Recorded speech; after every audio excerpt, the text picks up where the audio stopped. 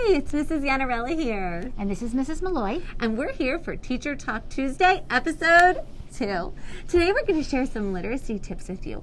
The first one is to always have books with you. Have a special bag of books in your car because oftentimes we find ourselves waiting. Whether it's waiting to go into the doctor's office, waiting for the baseball game to start, waiting in the parent pickup line, wherever it may be, it's nice to have a selection of books, fiction and nonfiction, poetry, magazines, novels, easy picture books. Doesn't matter what type of text, but to be able to hand someone a book and say, oh, let's talk about this or browse through this. It's such a great opportunity and such an awesome use of time. Also, the public library will provide free audios of books. So while you're driving, it's nice to have a book in the background, a favorite book of the child. And you can engage in conversation based on that book while you're driving. It's an awesome idea. I really like that. The next thing that we want to talk about is rereading books. I know oftentimes our children want to read the same book again and again, and in our heads we say to ourselves, again?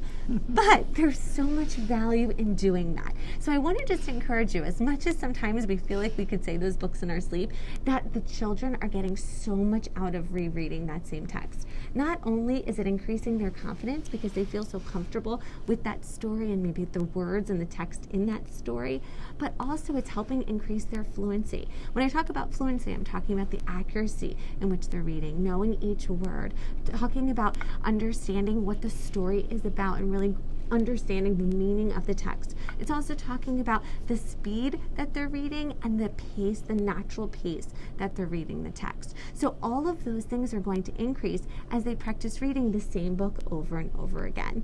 In addition, another awesome thing about rereading is that you're really able to dig deeper. You can ask questions because they have such a great knowledge of the text and what happened in the story.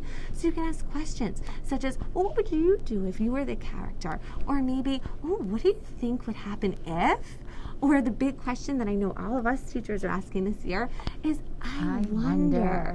So I think that it allows us to really go to a different depth when you have a text that the child feels really comfortable with, because then you can really take off from just being very literal to digging deep. Excellent point.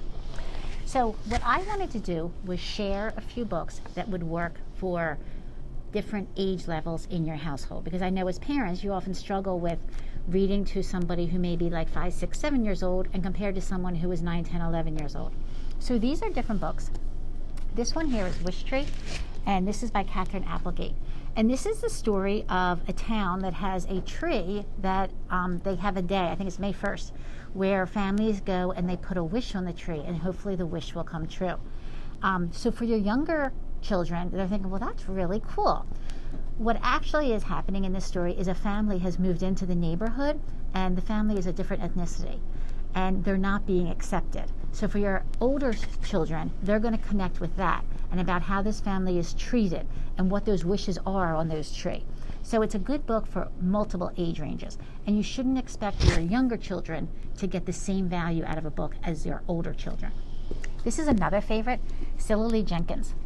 Cilla Lee Jenkins, this reminds me of like a Beverly Cleary book, and it's a story about this girl, Cilla Lee, and she has one of her grandparents is Chinese and the other one is Caucasian, and so she is struggling between two ethnicities, and it is that struggle and how her family has different cultures. So it adds a little bit of an element that is not in your Beverly Cleary books for diversity. Another great book. I love that one. I know. This is Me and Marvin Gardens, and in this story, it's a new development that is going in, and this boy here finds this creature. And so for your younger kids, you're thinking, oh, that's cool, you know, you found a creature. Really, the creature is surviving off of all the pollution that is being created by the new development. So for your younger children, they're going to be like, well, this is fun. He has a new friend. It's a new creature.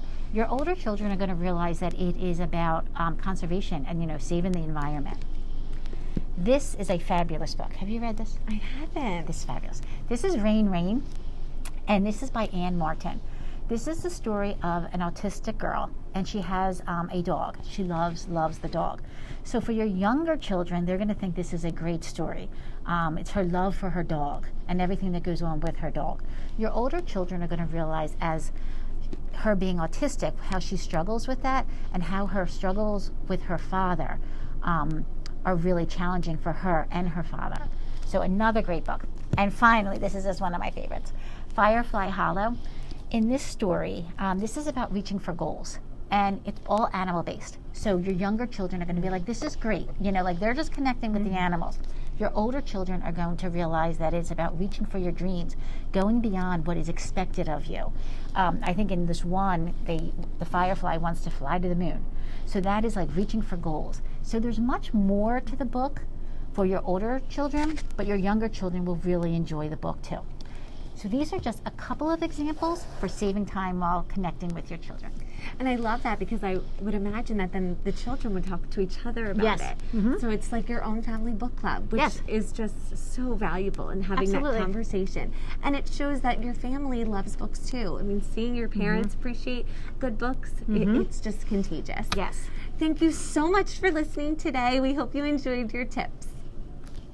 Bye. Bye. Just keep smiling.